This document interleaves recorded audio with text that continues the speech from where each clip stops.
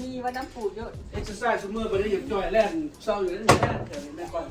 นี่ว่าจะบนบอกไข่รอบพักอันนี้เป็นทอดกับไข่ด้วยนะเผ็ดกระเทียมเจ้าอะไร งั้นก้อนตีนกูได้เป็นร้อยกินของเนี่ยโอ้ยหอมได้มือเลยเนาะไปดูมือแหละมือเย็ดมือมันกลับไปแล้วเกี่ยวเลี้ยงพอได้ฟังแต่วันนี้จะหอมนะมีหอมร้านมีกล่องเนาะโอ้กำลังชิมตำมะพุ่งเล่นดีลาเหรอวะเก่งไรน้ำน้ำปูน้ำละชิโปเผ็ดบอกเนี่ยถามพ่อเชี่ยแล้วสั่งกับหูเจ้าสิพันซีนโอ้มันพันท่านกับพักสลัดกับพักสลัด เขา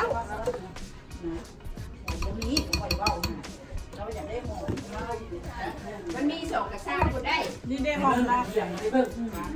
จากนั้นน้ำเปล่ามาเอามาเลยเอามาเป็นผู้ใหญ่เลยมันบุกที่ว่ามันบ่ได้เอามามือเสือ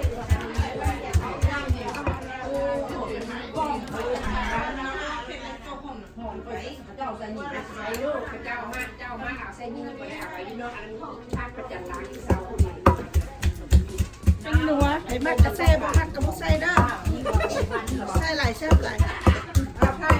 ตับด้วยใส่น้อย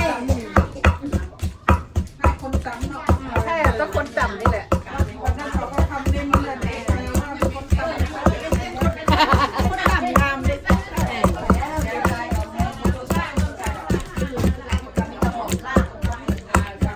งามคือกันไม่กาก็มีเนาะบะเขือเขือเนาะเขือ อันนั้นไอ้เรื่องเนาะ เขือปลูกเองบ่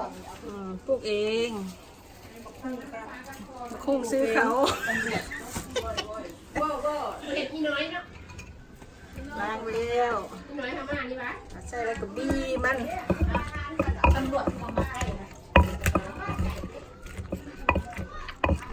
มันเป็นทางไปได้ทางนี้เลย